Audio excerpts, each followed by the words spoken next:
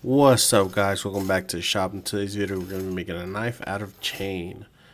Got this chain at Home Depot and it comes with a coating on it to keep it from rusting, and we're going to remove that with a little bit of muriatic acid.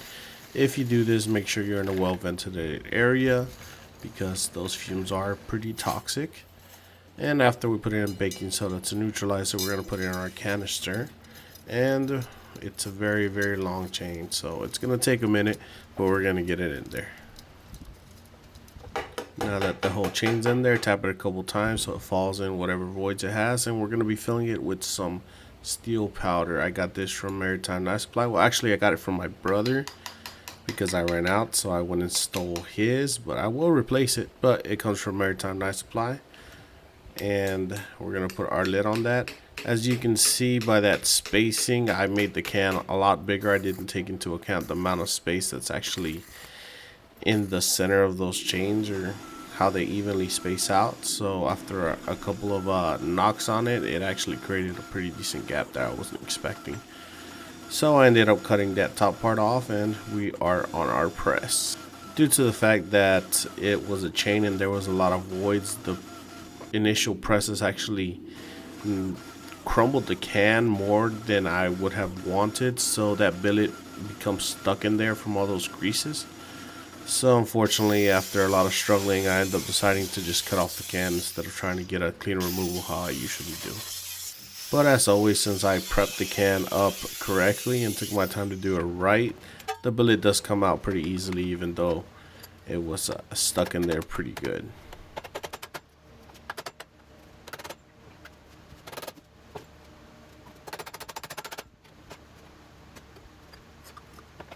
And after our billet is out, we're going to start working it down. I'm looking to get about 1/4 inch thick pieces so I can layer in a gomai with some copper and a coarse steel to work as the edge.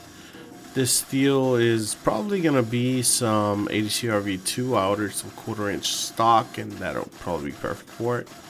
But for now, we're going to work it down. I don't want it to be any thicker than 1/4, because if not, it'll cause my center to be offset. Well, not necessarily to be offset, but it can run the higher risk of it being offset if it's anything thicker than 1/4.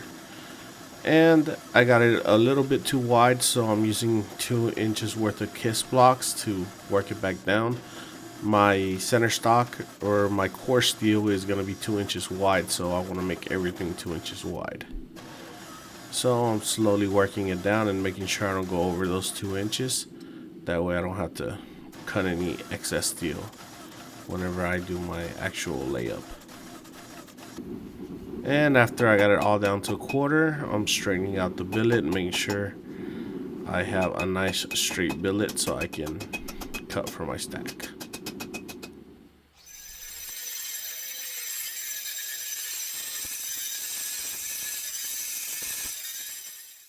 And here is my setup. I'm gonna have the outer steel be the Damascus we just made with some copper in the middle, and for our core steel we got the ADCRV2. Here I'm just doing a couple tack welds, but in reality it takes me about an hour to weld this whole thing up, maybe a little bit less. This depends on the breaks I took in between, but I have to make sure it has a 0 atmosphere welding. That way the copper doesn't seep out in case it gets a little too hot. And since I am using copper in the center, I can't get the billet too hot, so it moves a lot slower under the press. I try to stay under 1900 degrees because the melting point of copper is about 1980, so anything over 19 I should really not, you're going to want to avoid. Because if not, you're going to squeeze it in here and get a splatter of copper everywhere, and that's not good for your billet or for you if that copper decides to go in your direction. And here's something I shouldn't do, which is try to straighten it out with a hammer, because copper, once it's hit vertically like that, it actually likes to split. Fortunately, I didn't have any splitting in this case, but I have had issues in the past, but sometimes I just forget. And with the billet kind of clean, we're gonna sketch on our design. I was going for somewhat of a camp knife type thing. Since I am keeping this knife a 1/4 inch thick on the majority of it, I decided to go with a small camp knife. And since it was a quarter thick, my bandsaw did not like it, so instead of using the bandsaw, I decided to just hit it with the grinder and cut these pieces off. I tend to not like to use the grinder too much because it makes too much dust, but I can't deny sometimes the grinder is the best tool for the job. And after I got those pieces cut, I'm just gonna use an worn 36 grit belt, and I'm just gonna give it its profile, get it as close as I can. Here I'm doing a couple little things where I switch it up, just depends on how like the feel. Just because the lines are there doesn't mean that they're set in stone. Things can be changed whenever I feel like changing them, if it's gonna be better for the knife overall. And here I am drilling in my holes. My drill press is still not fixed, but I got that same lever to work, the pulley that was in there to work somewhat, so I'm rolling with it for the moment. Here I'm pushing in my maker's mark, and I actually make it a little too deep. I didn't really like that, but oh well, I'm gonna live with it for now. For future reference, I probably won't press it as deep. And here we got our knife after temper, and we're just gonna clean it up. And as you can see, I did a whole bunch of holes to reduce the weight. Just because it's a 1/4 inch thick does not mean it has to be heavy, though this guy is pretty beefy. But I mean, for a camp knife, you want something beefy so you can whack it with a stick, or do different kinds of things with. So I left this guy pretty beefy. And here I'm taking it to the surface grinder attachment, and I'm getting it as clean as possible. That way we can get all that scale, all that buildup in oil from the quench off of it. And it's looking pretty good. Now I'm gonna go to grinding in my bevels. I gotta be very, very careful because part of the knife towards the tip on that side is a little closer than the rest, so I have to make sure that I evenly space that out so I don't have any copper on my edge, as that would ruin the knife. It's a very, very delicate part of doing these kinds of knives, is that core steel must be completely exposed. Here I'm actually doing something I don't regularly do or show on video when I do, and I'm sharpening my knife so I can give it a test, make sure the edge is nice and strong. Since this knife is gonna be for whacking and stuff like that, it's gonna be taking some abuse, so I decided to give it a little chop test on a 2x4. And since the knife is kind of relatively small and I couldn't really get a good grip on it without a handle, I was kind of just holding it with like 3 fingers, and that really took a toll on my hand. It sucked. It had my hand cramping like crazy. Before I started to actually chop on this 2x4, I was like, it's no big deal, I'll get through pretty quick. Yeah, it took a while and my hand was very sore afterwards, but we got through it. With the exception of one little problem I had down the line, you'll see here in a minute, where I do an extra chop after the part of the 2x4 falls off, and I accidentally hit the handle on my vise, and it caused a little bit of a rolling on my knife, but it chews pretty good into the steel handle of the vise. Here, as you can see, I'm going to pointing out with my finger. It's a very tiny roll right there, but it's definitely visible, and that's because I nicked that guy right there.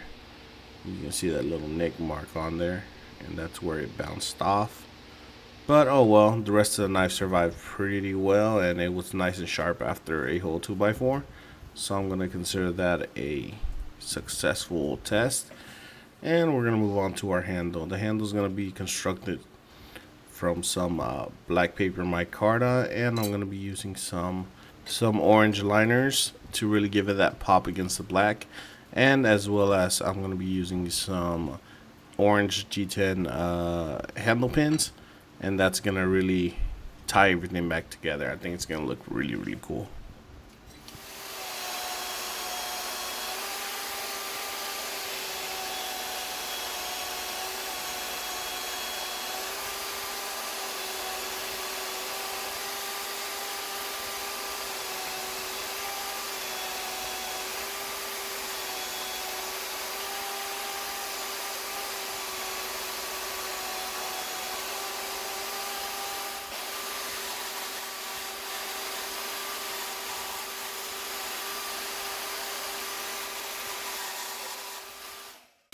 And after I got my holes drilled and everything lined up, I'm just gonna start cleaning up the ricasso area, making sure both sides are even so I can move forward to hand sanding my knife. The plan for this build is to hand sand the knife, glue on the handle, and then put it in the acid in the coffee.